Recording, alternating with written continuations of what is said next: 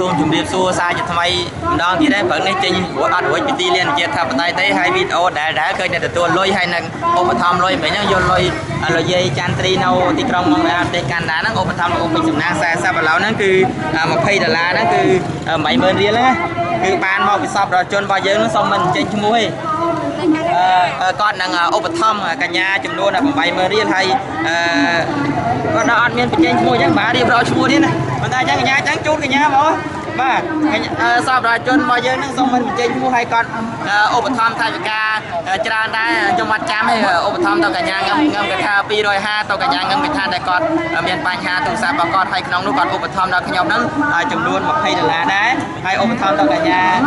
នីតាហ្នឹង$20អញ្ចឹងកញ្ញាមានពាក្យពេចន៍ឲ្យនិយាយទៅកាន់សពរដ្ឋជនរបស់យើងជាពិសេសហ្នឹងគាត់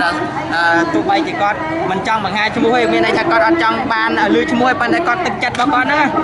ជាជ្រះថ្លាមិនអាចរៀបរាប់បានបើសុំជើញចានេះខ្ញុំសូមថ្លែងអំណរគុណទៅសប្បុរសជននៅឯប្រទេសកាណាដាដែលបានឧបត្ថម្ភថវិកាមកនេះខ្ញុំចំនួន$80000ស្មើនឹង$20ដើម្បីចូលរួមសកម្មភាពចូលរួមសង្គមយើងទាំងអស់គ្នានេះខ្ញុំមានអ្វីក៏ដោយពីលើកដៃថ្លែងអំណរគុណបងប្អូនយើងហើយអរគុណបងប្អូនទស្សនិកដែរចាកុំភ្លេចណារួបរวมគ្នាដល់យើងទាំងអស់គ្នាខ្មែររួមគ្នាសង្គមជាតិយើងទាំងអស់គ្នាចាហើយនៅសូមឲ្យខ្មែរសាមគ្គីទាំងអស់ជោគជ័យជាពិសេសនៅមហាបាតុកម្មស្ថានទូតយួនហើយក៏សូមបញ្ជាក់ថាបើយួនមិនចេញសុំទោសខ្មែរជាសាធារណៈទេ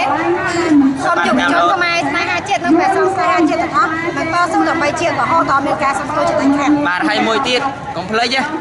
អាមីយួនបើជើងយួនខោលីអូយួនអាវតំណប់យួនកាទៀវរបស់យួនហ្នឹងសេវាកម្មយួនទៅសេវាកម្មយួនហ្នឹង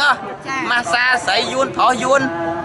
ម៉ូតូដប់យួនហើយកញ្ញាមានតែប្រើសេវាកម្មយួនទេចាគឺអត់ទេគឺយើងសូមបញ្ជាក់សម្រាប់ថ្ងៃមុនអង្គភ្លើមកពីសហរដ្ឋអាមេរិកក៏បានហៅយើងទៅញ៉ាំកាទៀវយួនគាត់ដឹងថាធ្វើជាអាហារយួនគឺពួកក្រុមយុវជនយើងបាក់សាយថា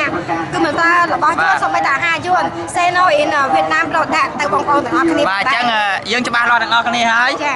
បើយួនមិនចេញមកសុំទោសទេគឺផលិតផលយួននៅក្នុងប្រទេសកម្ពុជាប្រជាពលរដ្ឋយុវជនខ្មែរពាក់ឯកាដាច់ខាតមិនប្រើប្រាស់ជាដាច់ខាតនៅពេលនេះខ្ញុំបាទប៉ែនបុត្រភេននិងកញ្ញាតារានីតាសូមអរគុណសូមជម្រាបលា